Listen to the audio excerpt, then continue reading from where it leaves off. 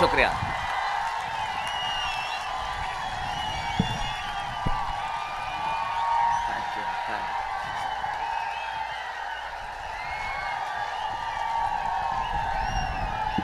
मैं अभिभूत हूं।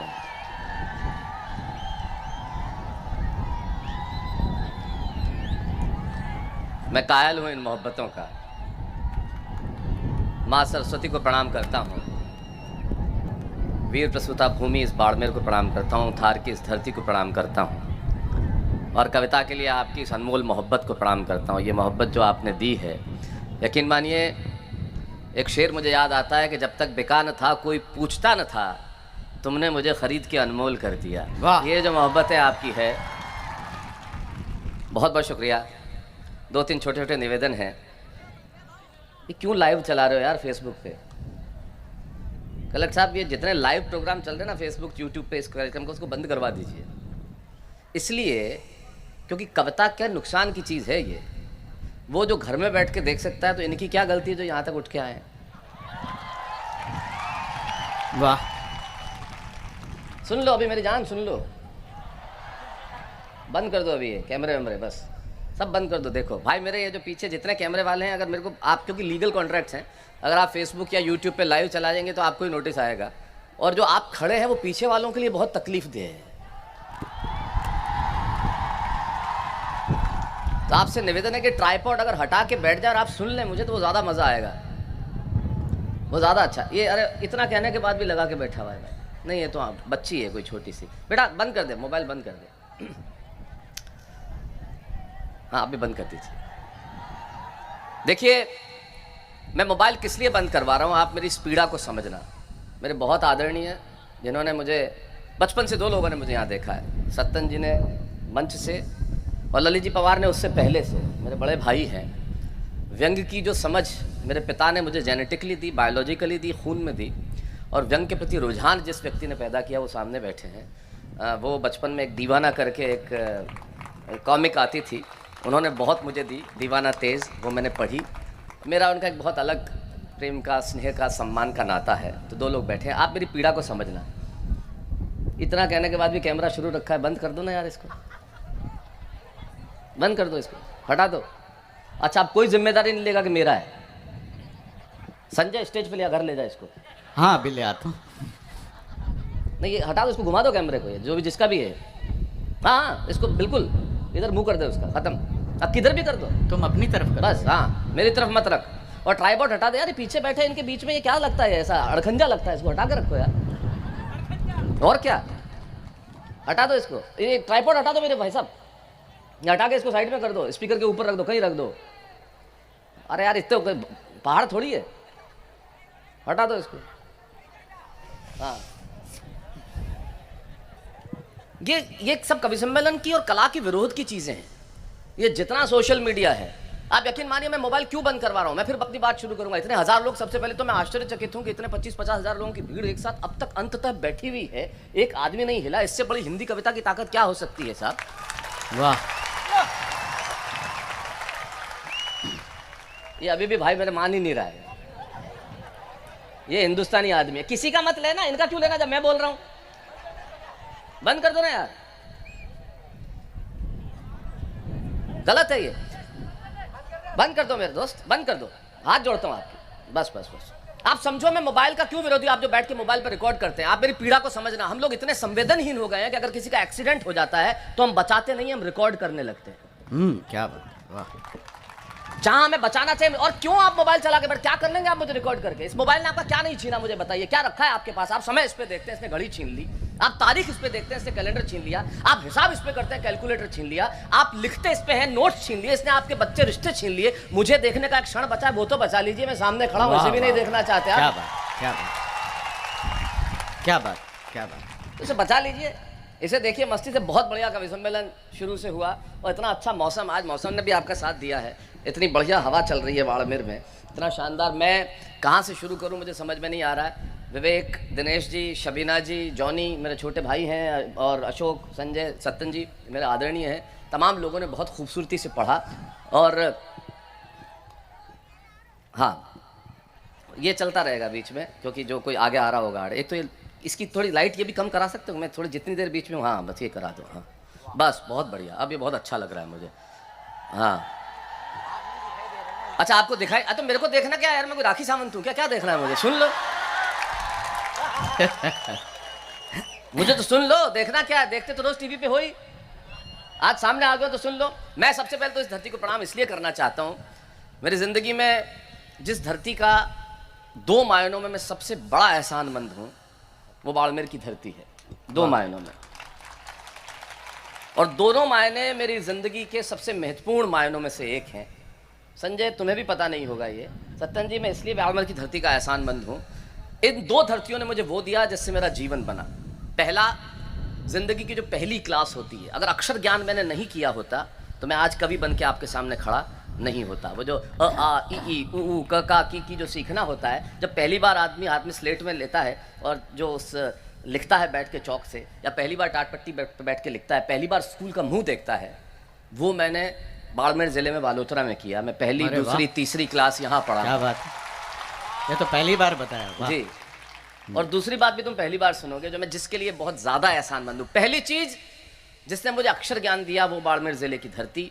दूसरी चीज़, मुझे जिसने जीवन में सबसे, मुझे जीवन पैदा मेरी माँ ने किया, लेकिन जिसने मुझे जीवन दिया, जिसने हर मायने में कदम कदम पे मेरे जीवन को पुष्ट किया, मुझे आगे बढ़ाया, मेरी पत्नी डॉक्टर स्वाति लोढ़ा अपनी जिंदगी के पहली क्लास से 12वीं क्लास तक इसी बाड़मेर में पढ़ी है, इसी धरती पर पढ़ी है। तो ये धरती मेरे लिए तो वाह वाह, मैं बहुत एहसानमंद हूँ इस धरती का। वो यहाँ पढ़ी, और यहाँ पढ़ी तो इतनी अकल आई कि मेरे जैसा आदमी चाहिए। ये तो मैं मजाक की बात कर रहा हूँ, वो निश्चित मायनों में मेरी गुरु हैं। मैं ज़िंदगी में उनका बहुत सम्मान करता हूँ, इसलिए सम्मान करता हूँ कि मैं उनकी प्रतिभा और उनकी बुद्धिमत्ता के मुकाबले 1% भी नहीं हूँ।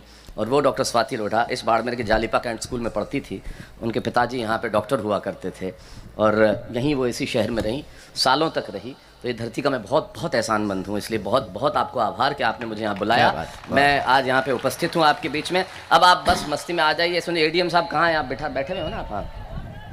बस वो ज़रूरी है। मैं इसलिए कह रहा हूँ, इन बेचारों का पेमेंट हुआ नहीं अभी तक।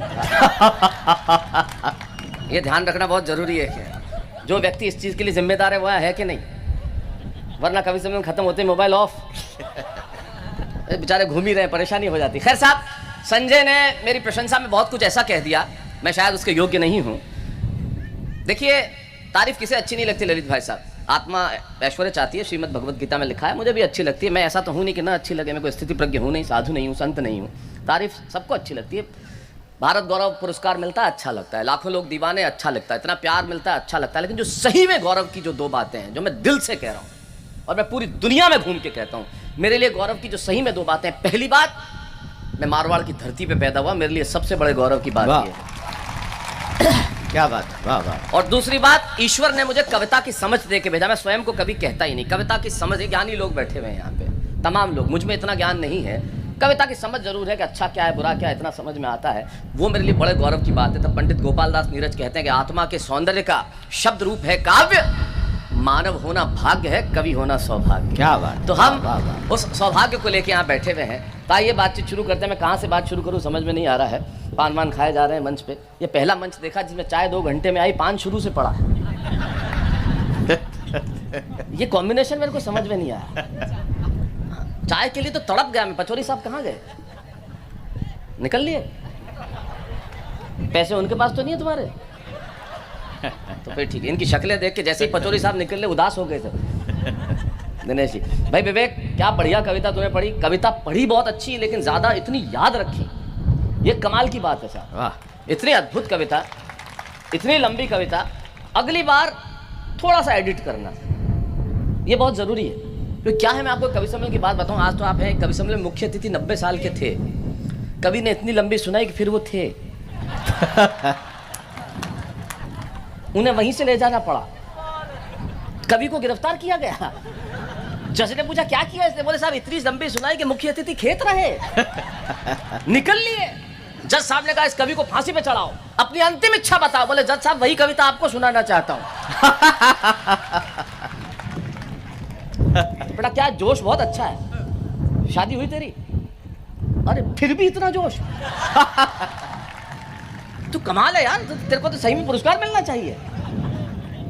वरना जिनकी शादी नहीं हुई है वो समझ लो बेटा देश बदलना है तो अभी जितनी बातें करनी हो कर लो, बाद में रिमोट से चैनल भी बदलना होगा तो लुगाई कोई पूछना पड़ेगा, नहीं बदलने देगी तुमको वो। फिर बैठ के यही काम करोगे। देखो जोश क्या है, तू पढ़ रहा था मेरे को लग रहा था पीछे क्या? कि ये कहीं इधर नहीं आ जाए। ये इसने 2-3 कदम पीछे खींचे, मैं निकल लिया उधर से। तो मैंने जोश का कोई भरोसा नहीं ना, क्योंकि क्या ये अशोक चारण भी, इसने भी 2-3 बार ऐसे आया है पीछे। मैंने कहा कहीं क्या होता है कलेक्टर साहब, मैं आपको बताऊं, ये जो जोश होता है ना स्थायी जोश होता है, ये स्थायी जोश है। वीर रस के कवि अगर बीमार भी पड़ते हैं तो जोश में ही पड़ते हैं। ये अशोक चारण रात को 2 बजे मुझे लकवा हो गया, तो बीमार भी कैसा पड़ा सत्यन गुरु, और बोल रहा है। हाँ और बोल भी रहा है। हाँ तो लकवा जुबान को थोड़ी हुआ यार, तू साइंस नहीं समझता है। ये तुमने विज्ञान नहीं पढ़ा ना, इसीलिए प्रॉब्लम है तुम। ये विज्ञान नहीं पढ़ा इसलिए ऐसी बातें करते हो, वहां जाके झंडा फहरा देंगे, ना वो कर देंगे, ना ये कर देंगे। क्यों कर देंगे, क्यों कर देंगे? एक तो ये जो पाकिस्तान के खिलाफ इतनी बातें करते हैं ना, मुझे बहुत इलॉजिकल लगती है।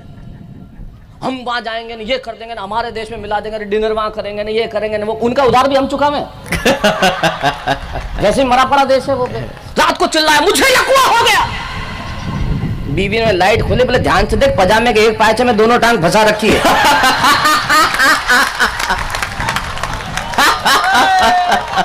आप इस दृश्य को देखिए जॉनी, ऐसा ही लगता है। और उस पे पजामा चूड़ीदार। लकवा क्या आदमी, मतलब ये जोश में आते हैं। ये बैंक में पैसे, ये अशोक बैंक में, सत्यन जी बैंक में पैसे निकलवाने गया। जोश तो स्थायी होता है ना वीर रस वालों का, स्थायी जोश में गया एकदम। इसने पैसे निकलवा ले तो उसने कहा नहीं है, अकाउंट नहीं है, पैसे नहीं है, और तो माइया को उधार। स्थायी जोश, पैसे तो पैसे नहीं, और तो माइया को उधार। अरे बोले पागल, बैंक में पैसे है तेरे अकाउंट में नहीं है। बहुत अच्छे। क्या करोगे आप? शबीना जी तुम मुझे बेवफा कह देना, मैं मर जाऊंगी। हम मर्द जातियों का भरोसा मत करना, हम बहुत 2 कौड़ी के लोग होते हैं। हम जुल्फ की तारीफ में सारी रात गीत गा देते हैं, सुबह दाल में बाल आ जाए मुंह पे खींच के मार देते हैं हमको। बहुत अच्छे। मैं सही बता रहा हूँ, हम मर्द होते हैं। हाँ भर रहा है जॉनी, बिल्कुल सही हो। मेरा बहुत प्रिय छोटा भाई है, आज इसने पूरी भरपूर ऊर्जा, इसके शुरुआत के अंदर काफी संग, लेकिन पढ़ता लम्बा बहुत अच्छा पढ़ता है जॉनी, तो कमाल का पढ़ता है। तो ये ख्वाहिश भी हो रहे थारे, आराम से बैठ बेटा। तू जोश में क्यों आ रहा है? देख ये दुष्प्रभाव तुम्हारा। हाँ तू मेरे साथ चलेगा जोश में, तुझे देख के ड्राइवर जोश में नहीं आ जाए। पूरे रास्ते मालूम पड़ा वीर रस में गाड़ी चला रहा है।